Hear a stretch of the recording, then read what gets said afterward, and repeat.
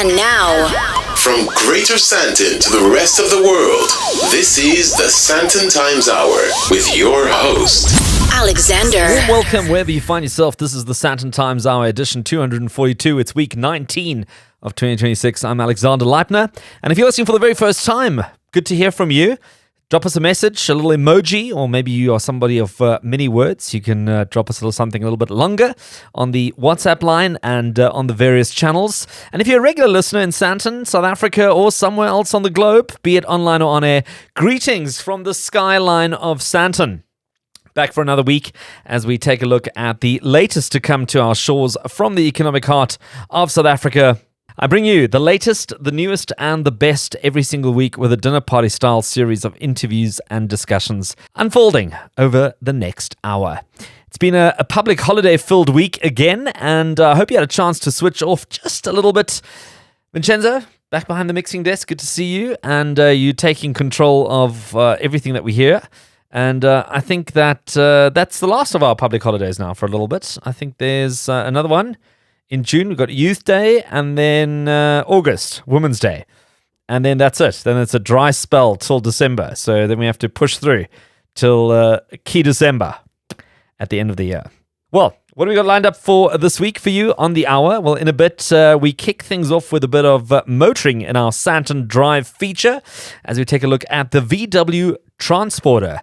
More on that coming up shortly. Then, a 16-year-old South African female racing driver is joining me to chat about her Formula One aspirations. I'll be finding out a little bit more from her. As always, I then catch up with our regular entertainment commentator to take a look at the latest entertainment to catch, to watch, to see for this week. And finally, I take a look at a new development in Sandton that will be adding to our national capacity to host large-scale conferences. Stick around for all of this and so much more.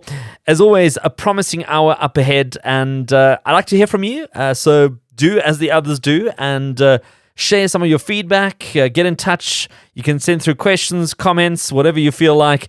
Email editor@sandtontimes.co.za. Social media, follow us on Sandton Times. Then there's the WhatsApp line exclusive to the Sandton Times Hour, 084 Sandton. That's 084-726-3866.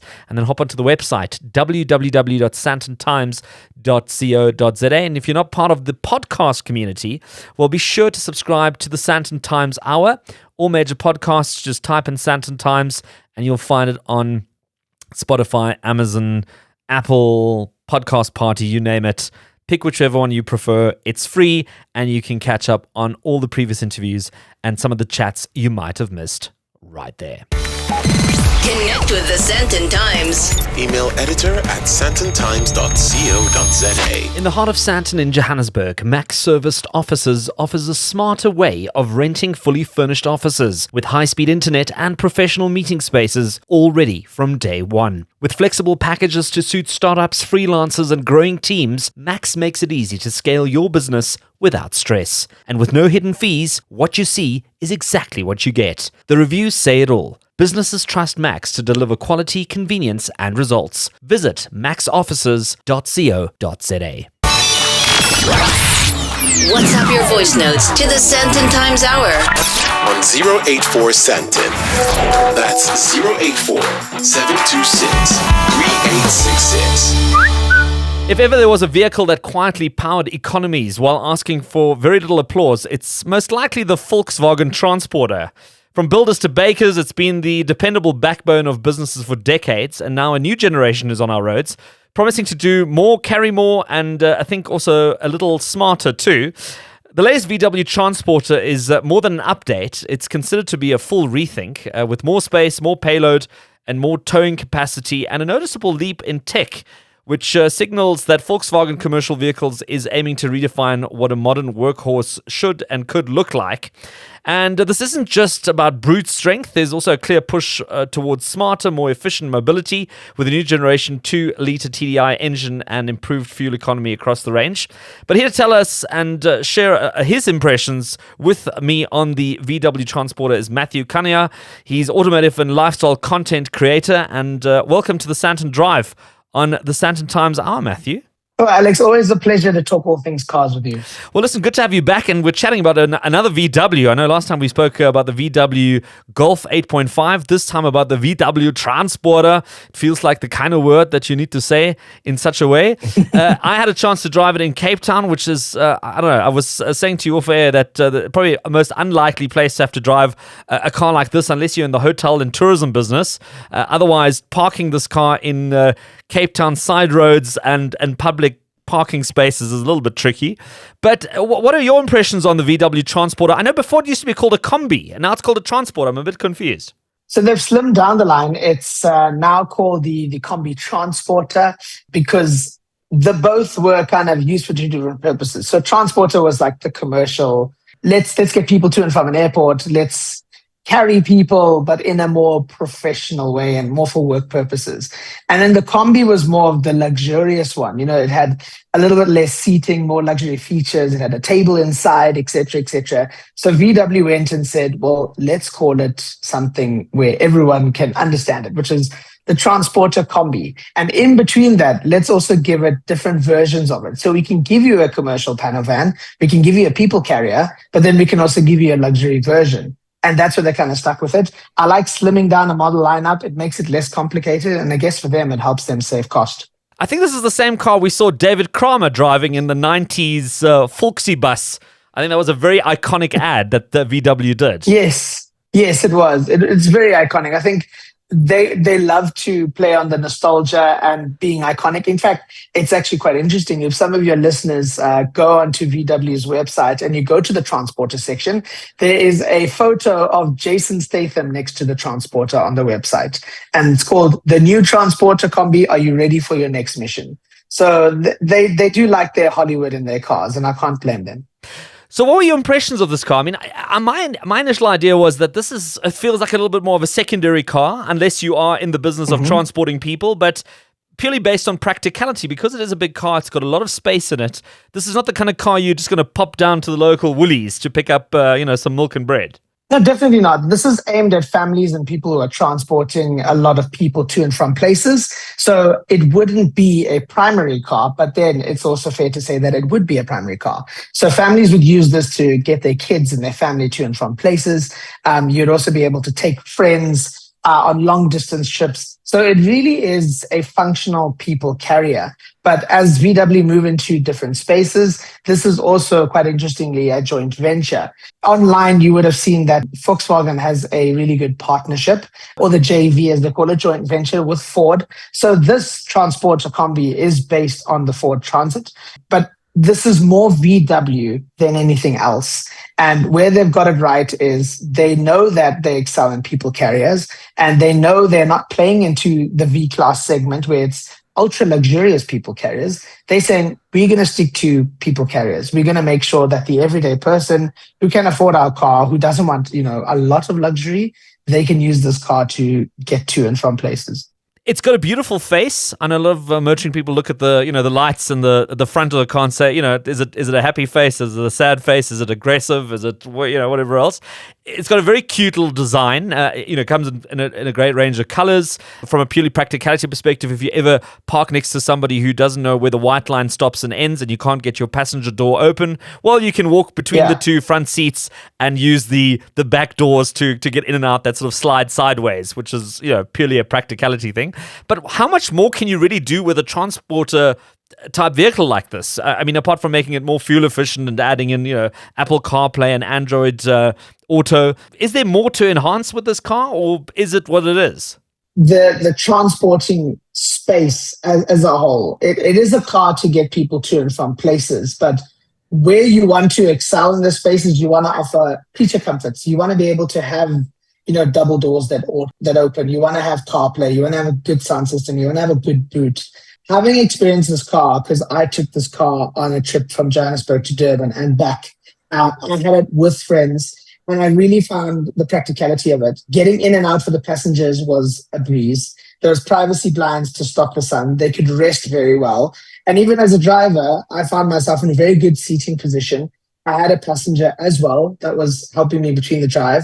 What I really found was that it was super convenient. So we all needed to go down for a wedding, and we could either take multiple cars or we could take one car that could do it all, plus have our luggage and also be fuel efficient at the same time. So this is a solution for when you need to get a lot of people to a place. And also at the same time, there's a lot more freedom in having it so big and so large because in this, people were having a lot more conversation. They were having more freedom. Like you said, you can get in and out of it or walk in between to go and talk to someone so much more easier, as opposed to a car where you're locked in your seat and you're really restricted by the seat in front of you and the height at the roof. So this just becomes a much more convenient place for people to go a long distance. So what options do we have when it comes to the VW Transporter? What's the range look like, and what are we looking at pricing-wise? So the range-wise, there's 4 models. So you get the Commerce, which is the basic one. Then you get the Life, the Edition, and the Style. The beginning price is 1,088,000 Rand. Then the Life is 1.1 million. Then it goes to Edition, which is 1.2, and then Style, which is 1.3. So this is basically based on your needs. So Commerce is very basic. It's got very small wheels, and it's got a basic interior. So this is the one you want to transport people, branded, etc. Life gets a little bit more feature comforts. So it gets stuff like power folding mirrors, and it's got the airbag for front driver and passenger and airbag deactivation. So it gets a lot more technological features. And then the one that I had, which was the Edition. So this one has a body kit. It's got large wheels. It's got like black style edition. It's got the IQ LED lights with automatic high beam and low beam. And then for someone who wants more of a family luxury orientated one, then you get the Style Edition, because all of the ones up to Edition, they don't necessarily have standard a very good stereo system, although the standard one is quite great.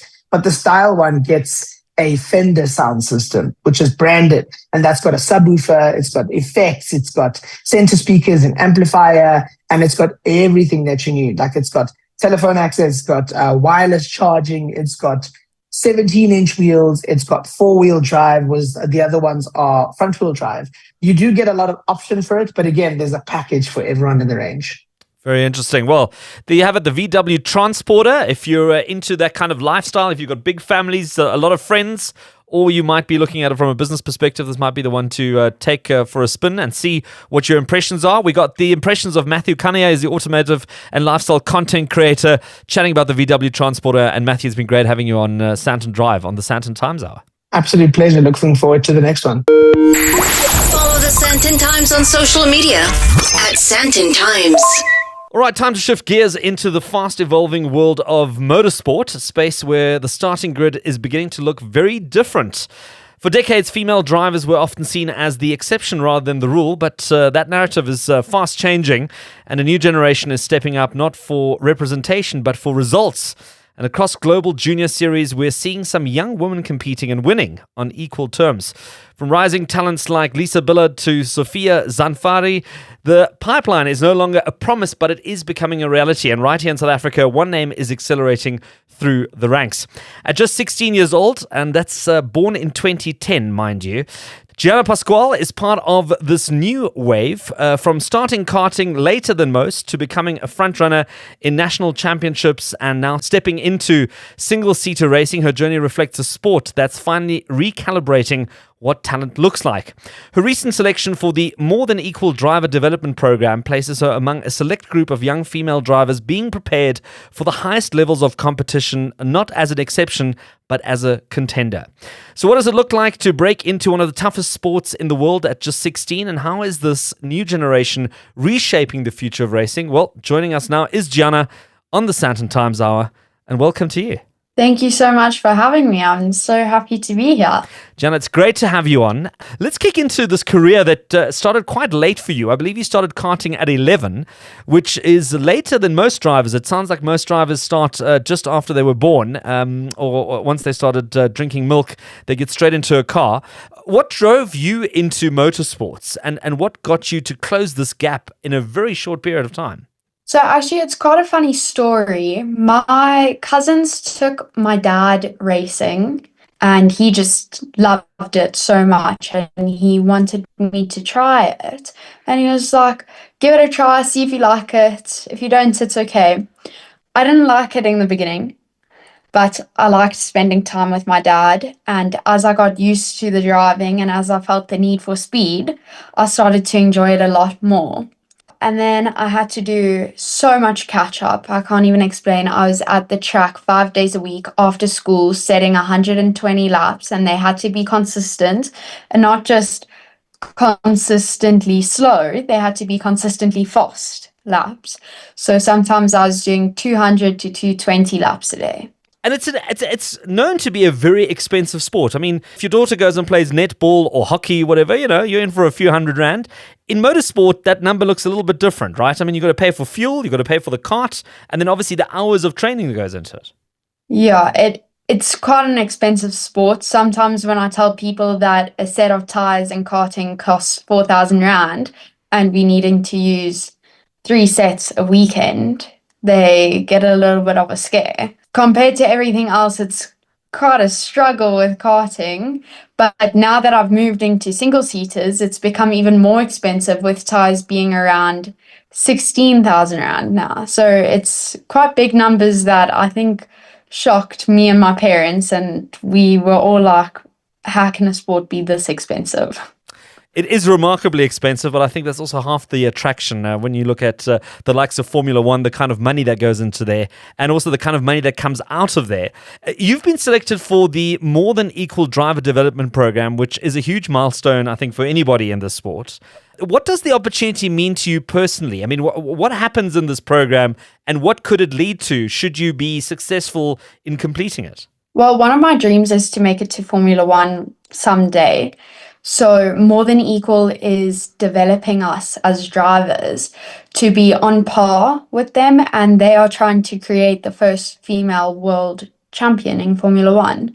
So they set us through a whole bunch of courses, they let us test different cars, and they give us opportunities that not everyone would get, and definitely on a budget-friendly kind of side, because they pay for all of our testing. They give us the experience that not everyone else gets, which I'm forever grateful for, and I don't even have the words to explain like how I feel about them, because it's just so amazing and it's such a great opportunity.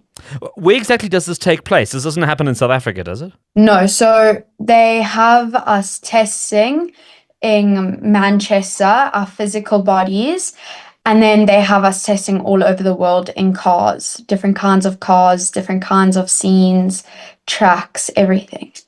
So from where you're sitting as a young professional in the sport, what do you think that women bring to the sport that we haven't seen in a sport that's been dominated by male drivers? I think we're breaking down barriers, and I think we're just showing everyone that it is possible.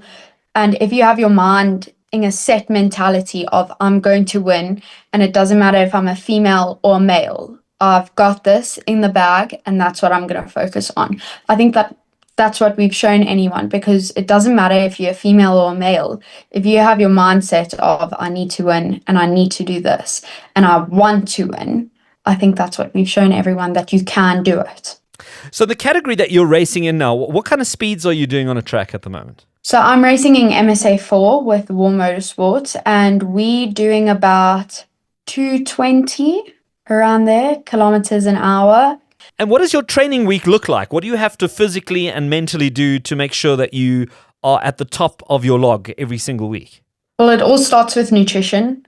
It's a lot of protein and carbs. So every morning, every afternoon, and every night, it's a good meal, straightforward. And then Monday to Wednesday is normally in the gym for about an hour and a half. Thursday to Saturday is normally at the track, putting in the laps, putting in the time. And then Sunday is family day, just relax, chill. And then somewhere in between, you've also got to do homework and school. I mean, how do you balance those with this busy schedule? Well, it's just trying to find the time and making the time. So normally on a Monday, Tuesday, and Wednesday after gym, I come home and I do school, because I do school online with a school named Minerva Virtual Academy, and they've helped me a lot. They've kind of just eased everything out and made everything so much easier to catch up on and to go back and relearn. But now the big question is, which Formula One team is going to be the first to select a female driver in F1? And Gianna, I wish you the best of luck, and hopefully it'll be you on that podium sooner rather than later. I mean, these drivers are becoming younger and younger, so it might actually not be that far away. And I thank you for making the time to be on the Sandton Times Hour. Thank you so much for having me. I appreciate it so much. From Sandton skyline to South Africa's shoreline, This is the Sandton Times Hour. Heading into the second half of the Sandton Times Hour, my name's Alexander Leipner, and if you've been listening to the show today and you didn't get all the details, there was something you heard, but you want to find out a little bit more, well, hop onto the website, sandtontimes.co.za, check out the show notes and get a detailed breakdown of everything we've discussed with some additional links, some additional contact details, and so much more. Also, don't forget to follow the Sandton Times on social media at Sandton Times on your preferred social media platform, and then also the WhatsApp number 084 Sandton. That's 084 726 3866.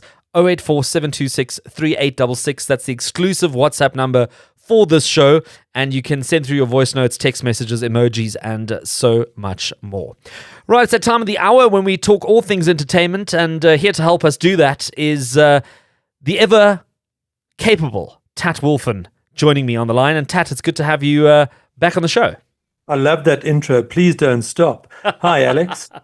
I would like to tell you about a movie that's recently opened on Netflix. Of course, I had to find out about it on my own because Netflix's PR people in this household are known as the Secret Service. You never hear from them. You never hear from them, no. I see that they've recently opened a movie on Netflix, which was on the cinema circuit a short while ago, and it's called Caught Stealing, directed by Darren Aronofsky.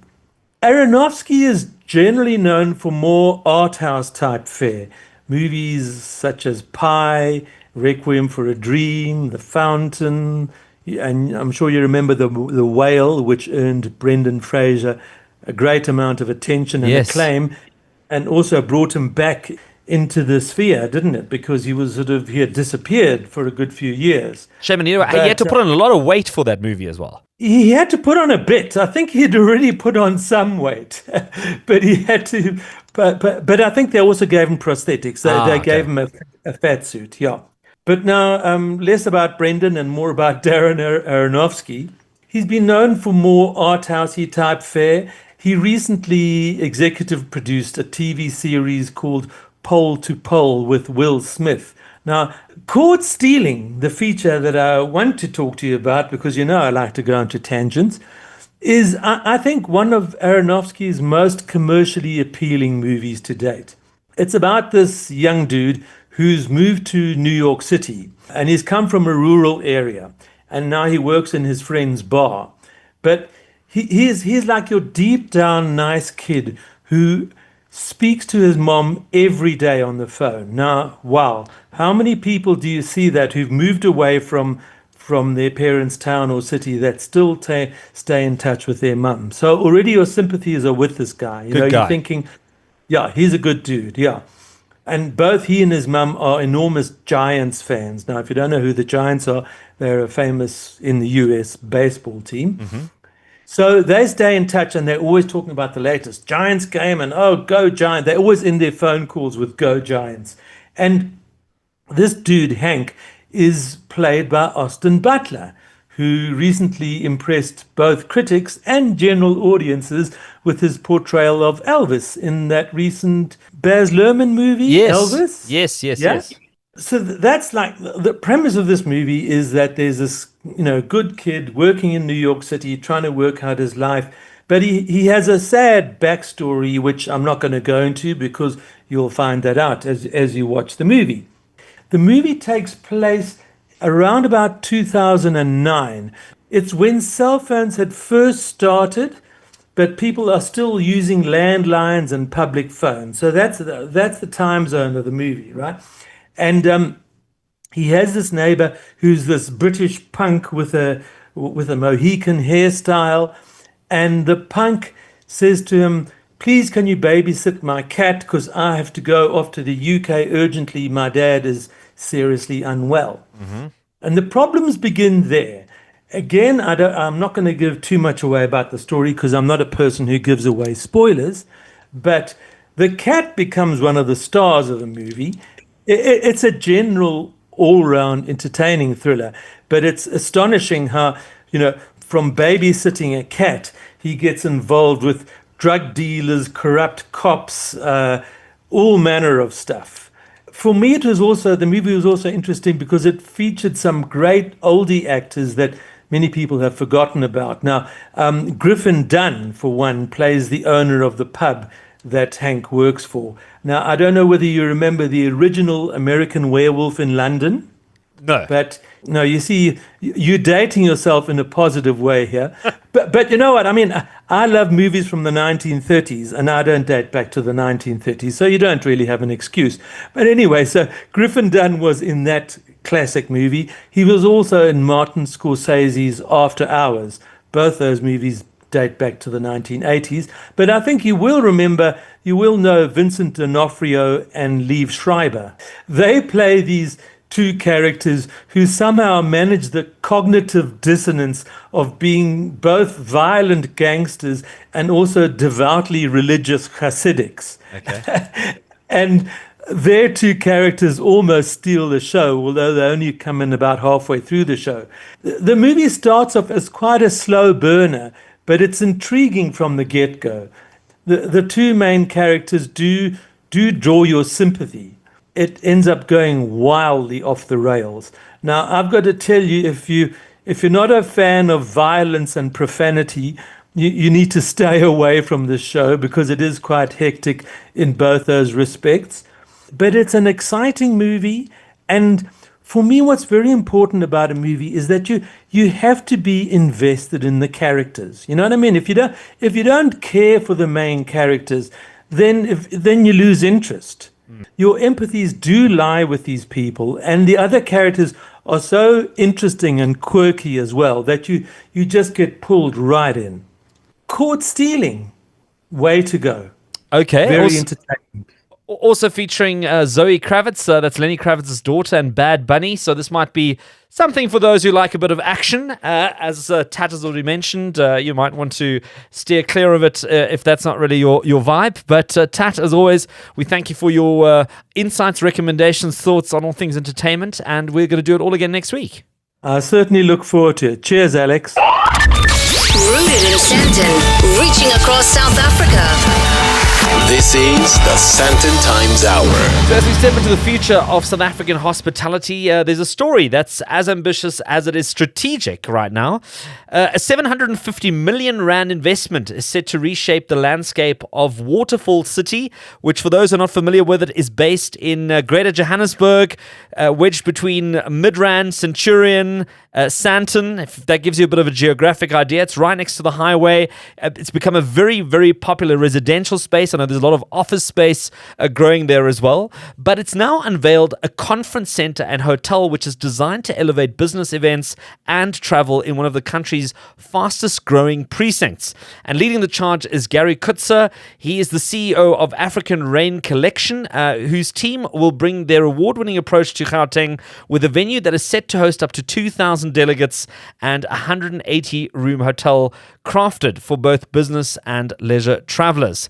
The countdown begins to its 2028 opening, and joining me now is Gary to get into the details. And welcome to the Sandton Times Hour. Thanks, great to be here.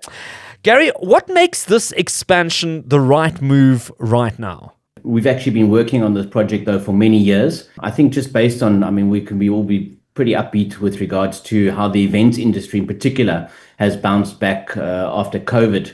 During the months of COVID or years of COVID, everybody thought that meeting and events would never be the same again. And with the likes of Zoom and Teams, etc., everything's online and hybrid conferences and so on. But thankfully, from what we've seen in Cape Town, it's been everything but that. It's been a long time coming, but we've seen great success at our conference center in Cape Town, here in Century City.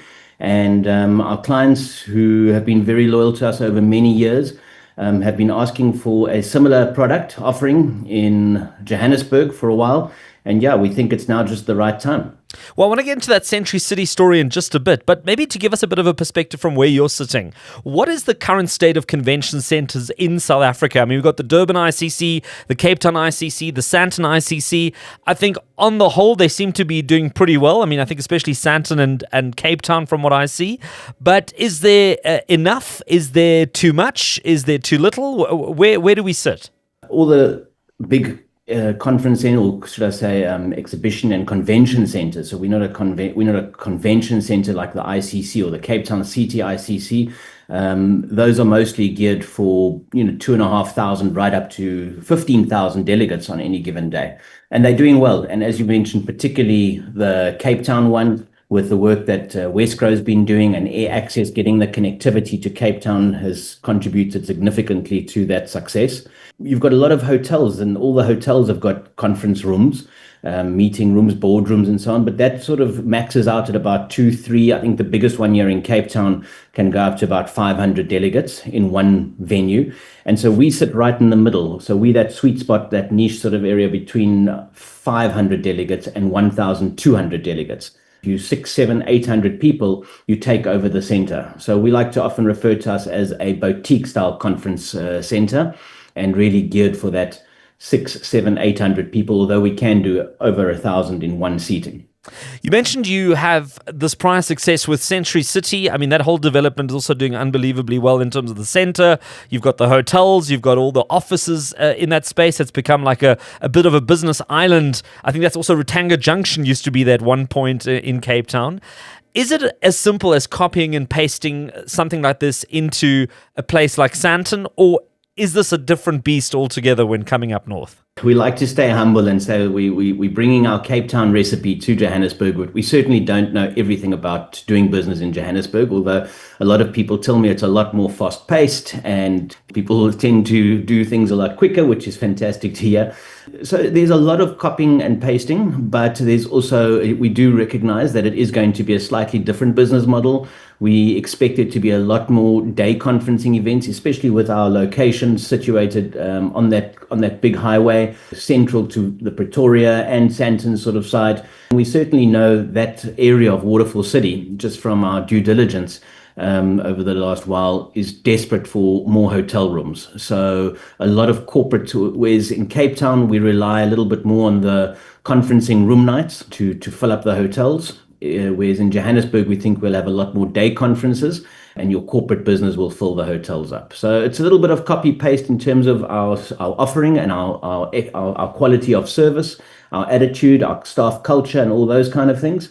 But in terms of the actual business model, it's slightly different. Well, looking forward to it, and we'll start seeing that taking shape there at the Mall of Africa in Waterfall City. Gary Koetser, CEO of Africa Rain Collection, chatting about the new Waterfall City Conference Centre and Hotel that'll be added to Greater Sandton's hotel and conferencing capacity. And Gary, it's been such a pleasure having you on the Sandton Times Hour. Thanks for having me.